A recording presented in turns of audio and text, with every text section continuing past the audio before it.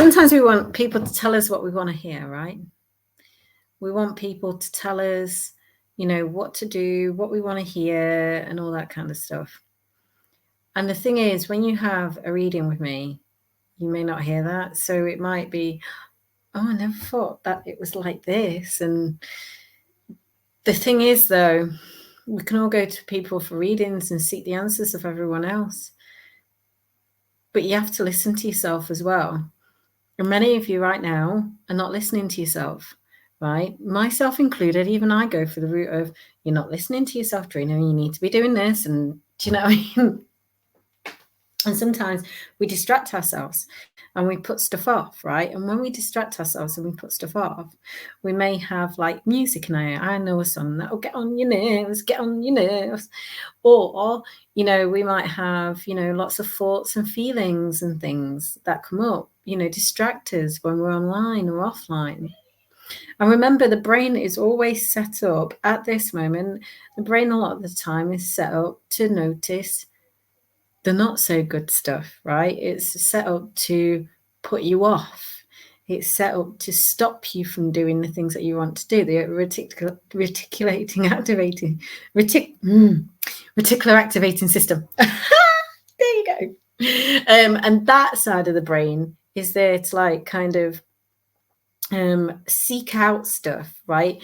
It's almost like you're in a search engine. It's there for you to, you know, notice things, right? And if your brain is set up in a certain way, or if you're set up programmed in a certain way to look for the negative, right? Because remember, the body is set up to keep you safe. It's called innate safety. There's a lot of science behind it.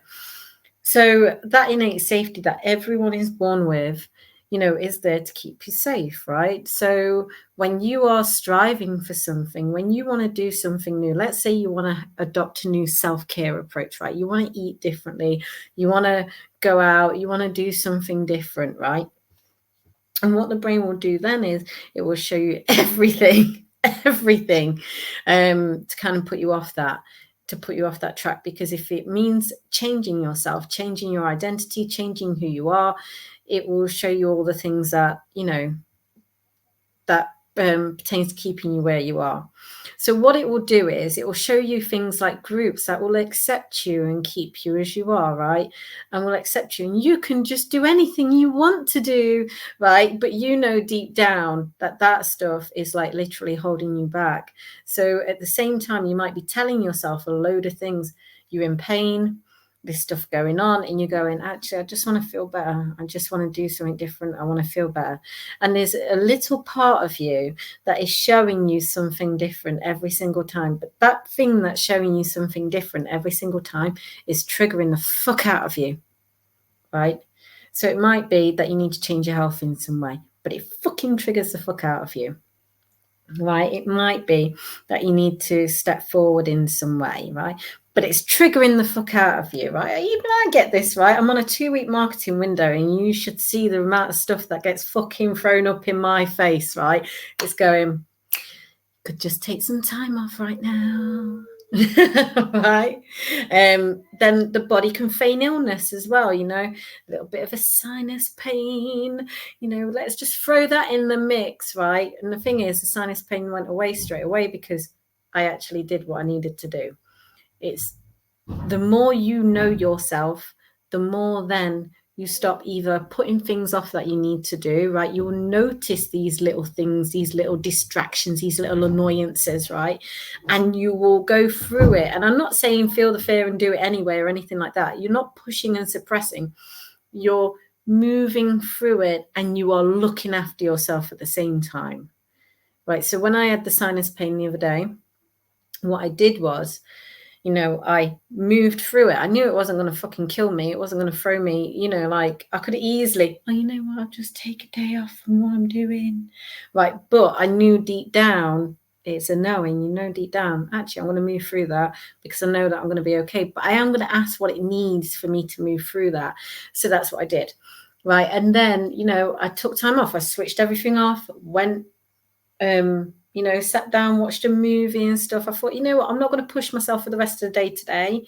I'm actually going to do a little bit on the allotment tomorrow, because I know that if I now really push through that and do more and more stuff, I am going to be ill. So I've done the bit that I needed to do marketing wise, and then I'm going to like literally take the rest of, I'm going to have downtime, because I can feel that I need downtime. And that's what I did, right? So then I woke up like all bright and bushy, all really nice. You know, the sinus pain had gone and all that kind of stuff, right? But that's what happens when you start to learn to know yourself, right? Where you learn to know when you're pushing forward, when you know when you need to rest, when you need to chill out and stuff, when you need to chill the fuck out, right? And that you can create a better life for yourself, and just an even, you know, a more harmonious balance for yourself. You know when you're on, you know when you're off, that type of stuff, right? But as I said, when our brains are wired in such a way, and it is for innate safety, then we learn to notice what is the thing that's trying to put us off, and what is the thing that is, you know, you've got this, you really have got this, and is moving you forward, right?